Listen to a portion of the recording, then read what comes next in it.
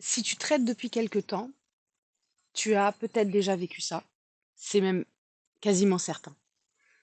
Le matin, tu te lèves, tu sais que tu vas faire une séance de trading, tu prépares les enfants, tu les emmènes à l'école, etc. Tu reviens à la maison, et là, tu fais ton analyse de marché. Ça te prend un moment, tac, tu as une prise de position qui se dessine, ça respecte ta stratégie, tu es là, tu es sur le point de cliquer, et pourtant, tu rentres pas en position. Ou alors tu rentres, mais dès que tu commences à avoir un peu des gains, tac, tu coupes. Ou alors, ça partait dans l'autre sens, t'as coupé, ça perd, tu dis non, mais je suis sûr de moi, tac, tu reprends. En bref, tu respectes pas ta stratégie. Et à la fin de la session, tu te dis, mais pourquoi je fais ça? Mais pourquoi je fais ça alors que je sais exactement ce que je devrais faire? Et si ça t'arrive, bah, il y a quelque chose de très important que tu dois comprendre, c'est que le problème, ce n'est pas ta stratégie. Bah non, tu sais exactement ce que tu dois faire. Le problème, c'est ton cerveau. Et le vrai problème de la plupart des traders, c'est qu'ils pensent que leur problème vient de la technique. Alors, ils cherchent une meilleure stratégie, un meilleur indicateur, une meilleure entrée.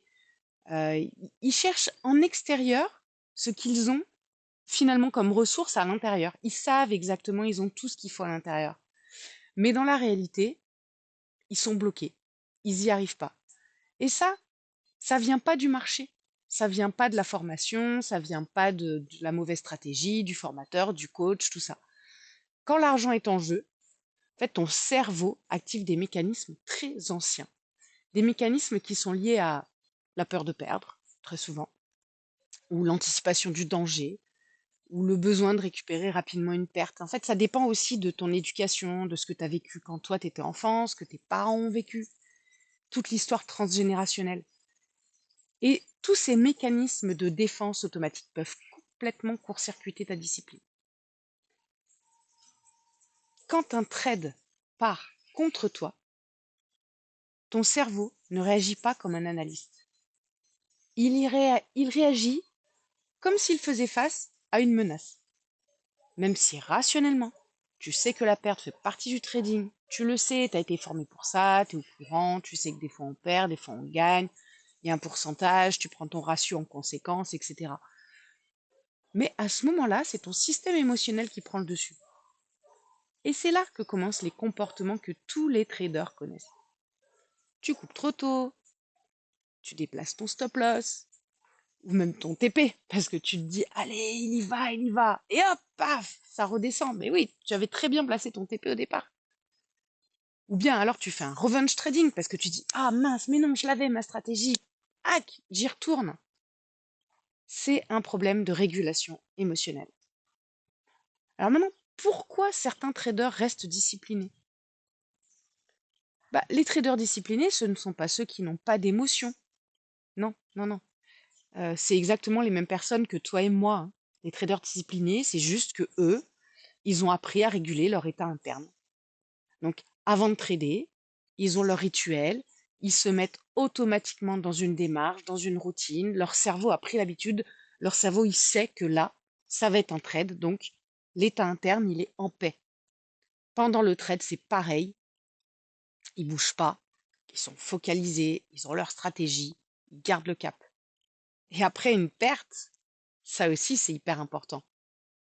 Bah, ils savent revenir dans un état de calme et de lucidité et ils analysent leur trade. Ils regardent. Leur perte devient un atout majeur dans leur stratégie. Et c'est tout ça qui leur permet d'appliquer la stratégie et de ne pas y déroger. Dans le trading, la vraie différence, elle ne se joue pas seulement sur les graphiques. Elle se joue dans ton cerveau. Deux traders peuvent avoir exactement la même stratégie. L'un sera discipliné, l'autre sabotera ses décisions. La différence, c'est dans la capacité à revenir dans un état mental stable. Et ça, je l'ai vu aussi en copy trading. Des gens qui ont la même information de prise de trade vont avoir des résultats complètement différents. Donc sur cette chaîne, ce que je vais te partager, c'est quelque chose dont on parle quand même, on en parle dans le trading, mais on n'en parle pas tant que ça. On en parle peu finalement. Eh bien, c'est le fonctionnement du cerveau face au risque et à l'argent. Et tu vas comprendre pourquoi certaines émotions sabotent tes trades. Tu vas comprendre comment retrouver ton sang-froid pendant une session et comment entraîner ton mental pour trader avec plus de discipline. Parce que dans le trading, une stratégie peut être bonne, hein. Tu peux avoir la meilleure stratégie. Mais si ton mental n'est pas stable, tu auras toujours du mal à l'appliquer. Si ces sujets t'intéressent, tu peux t'abonner à la chaîne et dans la prochaine vidéo, je t'expliquerai pourquoi la peur de perdre peut littéralement détruire la discipline d'un trader, pourquoi tu peux te saboter complètement si tu as peur de perdre.